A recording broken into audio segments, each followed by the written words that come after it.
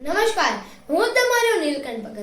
તો આજે મારે વાત કરવી છે કે તમારું મન અને ભાવ ગમે એટલા ચોખ્ખા હોય, પરંતુ તમારી વાણી અને વર્તન જો ખરાબ હશે ને તો સામેવાળાના દિલને ઠેસ પહોંચશે.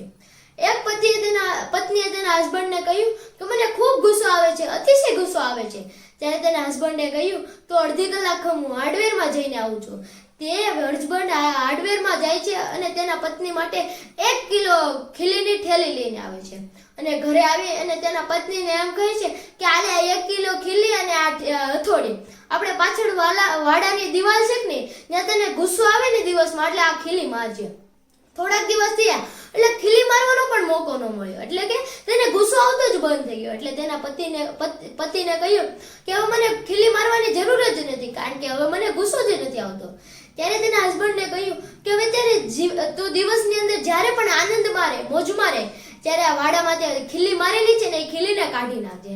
એટલે થોડાક દિવસ થયા એટલે ખીલી બધી કાઢી નાખી અને તેના હસબન્ડને કહ્યું કે હવે હું ખૂબ જ પ્રફુલ્લિત રહું છું અને મને મજા જ આવે છે.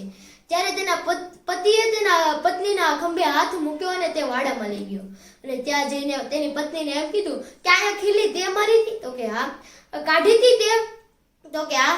તો હવે તેના પતિએ એમ કહ્યું કે આ જે કાણા પડ્યા છે ને એને તારે ગુરવાના છે.